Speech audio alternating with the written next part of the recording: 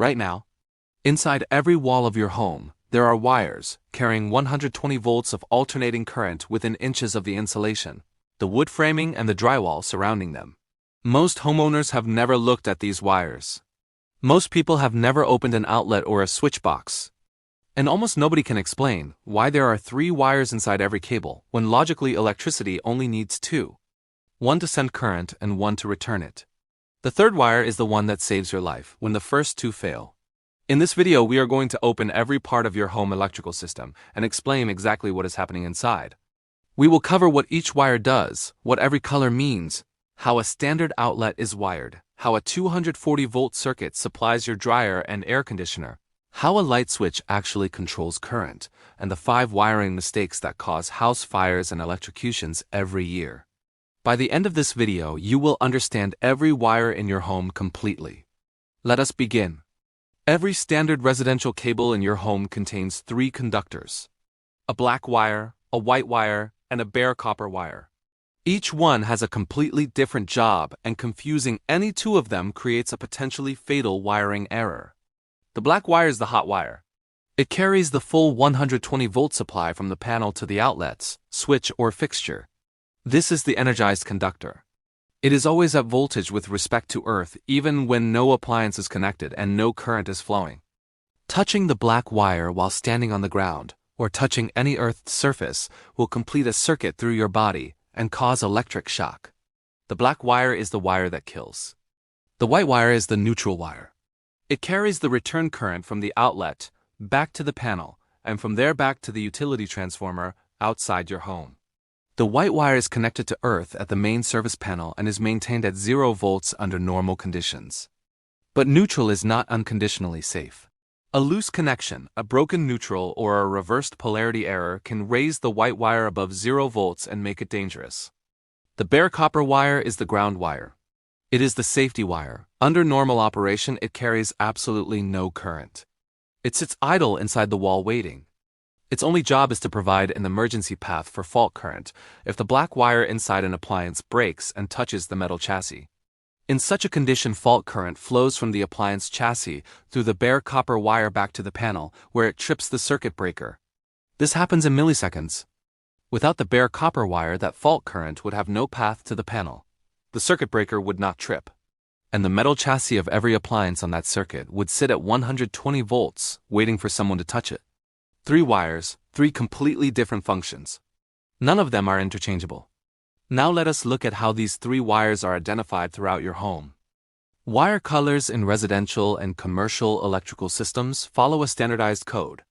This code exists for one reason: so that any electrician who opens any panel or junction box anywhere can immediately identify which wire is dangerous and which is safe without testing anything first. Getting this wrong is how electricians die on the job. In standard residential wiring, using 120-volt and 240-volt non-metallic sheath cable, the color code is as follows. Black is always hot. It carries 120 volts from the panel to the load. White is always neutral. It returns current from the load to the panel at 0 volts under normal conditions. Bare copper or green is always ground. It carries no current under normal operation and provides a fault path during an emergency. In 240-volt 2-pole cable used for dryers, ranges, and air conditioners, a second hot conductor is added. This second hot wire is red. The red wire carries the second 120-volt phase, which is 180 degrees out of phase with the black wire. The voltage between black and red is 240 volts. The voltage between either black or red and neutral is 120 volts. This is how a single 240-volt cable provides both 240-volt power for the motor and 120-volt power for the control board of a large appliance. In commercial and industrial wiring at 480 volts 3-phase, the color code is different. The 3 hot conductors are brown, orange, and yellow. Neutral is gray. Ground remains bare copper. For this reason, an electrician working in both residential and commercial environments must know 2 separate color code systems and apply the correct one based on the voltage level of the system being worked on. Here is the most dangerous color code mistake. In residential wiring, white is neutral. But in a switch loop, A specific wiring method is used when cable runs from a fixture to a switch rather than from the panel to the switch. The white wire is used as a hot conductor carrying 120 volts. To identify it as hot, the electrician must wrap black tape around the white wire at both ends. If this tape is missing or was never applied, anyone who opens that box and assumes white is neutral will touch a 120-volt conductor, believing it is safe. This specific scenario causes a significant number of electrical accidents every year. Now let us follow these wires to the outlet in your wall. Look at any standard 120-volt outlet on your wall. It has 3 openings. The left slot is taller and wider than the right slot. The bottom opening is a D-shaped hole. Almost nobody has ever thought about why these slots are different sizes. There is a specific safety reason for every dimension. The right slot is the smaller one. It connects internally to the black hot wire carrying 120 volts. The right slot is smaller so that the plug blade connecting to it is also smaller. This means the 120-volt hot blade of any plug cannot accidentally be inserted into the neutral slot. The left slot is the larger one. It connects internally to the white neutral wire at 0 volts. The left slot is larger so that the wider neutral blade of a polarized plug always goes into the neutral side and never into the hot side. The D-shaped bottom hole connects to the bare copper ground wire. Round bottom prongs on plugs connect here and provide the safety ground connection to the appliance chassis. This asymmetric design is called a polarized outlet. It ensures that table lamps, fans, and any appliance with a polarized plug always connects with the same orientation. The shell of a light bulb socket connects to neutral. The center contact connects to hot. For this reason, in a correctly wired lamp, when the switch is on and the bulb is removed, only the recessed center contact is at 120 volts, while the outer shell remains at 0 volts. The outer shell you touch when changing a bulb is at 0 volts. Without polarization, either the shell or the center could be hot, depending on which way the plug was inserted. Polarization eliminates that uncertainty and reduces the risk of contact with live parts during routine maintenance. Now let us look at how 240-volt circuits work for your largest appliances. Your clothes dryer, electric range, central air conditioning unit, and electric water heater all run on 240 volts. But the wiring for these appliances is fundamentally different from a standard 120-volt circuit. And there is one aspect of 240-volt wiring that surprises almost everyone the first time they see it. A 240-volt circuit uses 2 hot wires instead of 1. The black wire carries 120 volts from line 1 in your panel. The red wire carries 120 volts from line 2 in your panel. Line 1 and line 2 are the 2 hot bus bars inside your main panel, and they are 180 degrees out of phase with each other. For this reason, the voltage between black and red measured at any instant is the difference between a positive 120 volts on one and a negative 120 volts on the other, which equals RMS voltage of 240 volts. This gives the full 240 volt supply needed for the heating element of a dryer or range. Here's the surprising part. A pure 240 volt load like an electric water heater heating element or a central air conditioner compressor motor does not need a neutral wire at all. The current flows from line 1 through the load and returns through line 2 directly. The circuit is complete between the 2 hot wires. Neutral wire is not involved.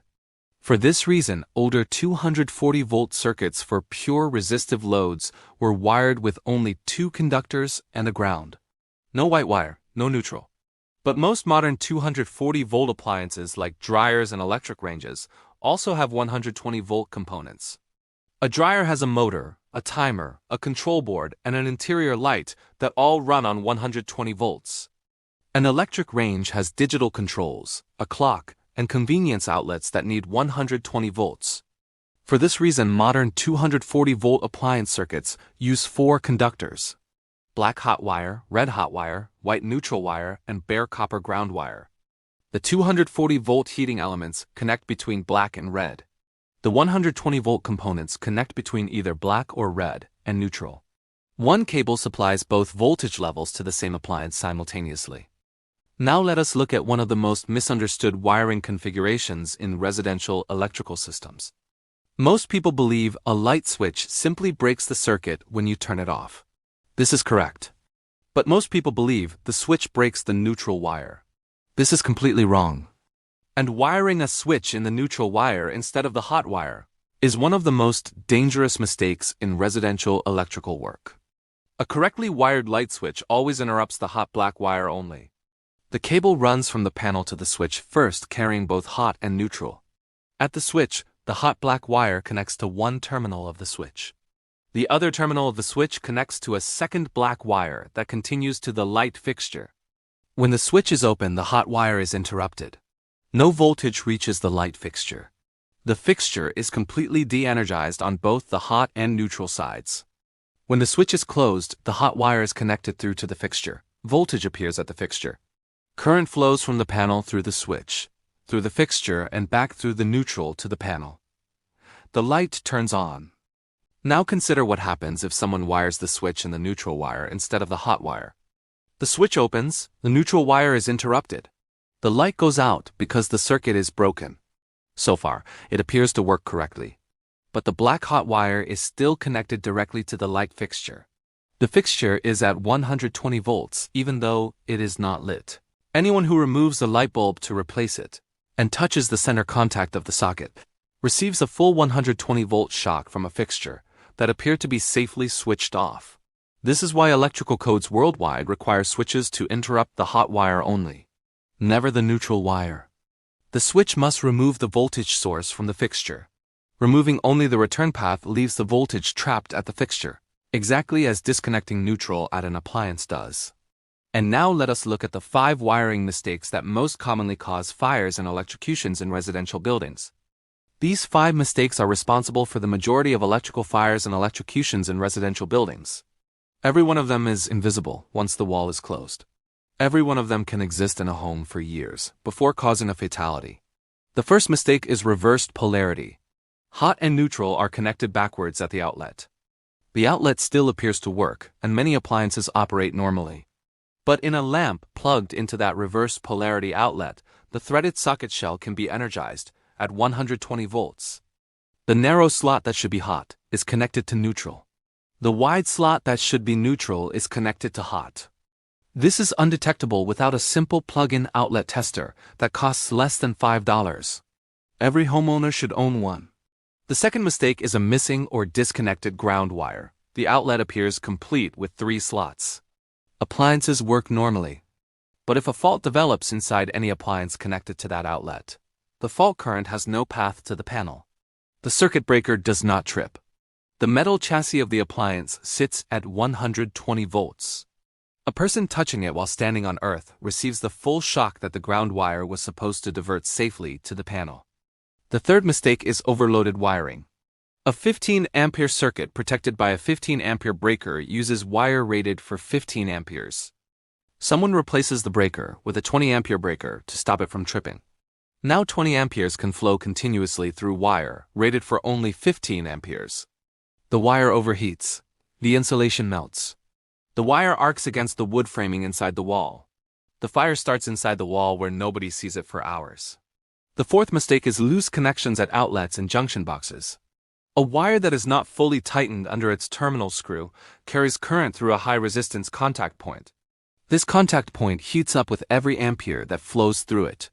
Over months, the heat chars the insulation around the connection. Eventually, it ignites. Loose connections are the single largest cause of electrical fires in residential buildings. They are invisible. They develop slowly and they give no warning until the fire starts. The fifth mistake is neutral and ground connected together at a subpanel or secondary distribution board. As in the previous neutral wire video, I explained that the neutral and ground must be bonded together only at the main service panel.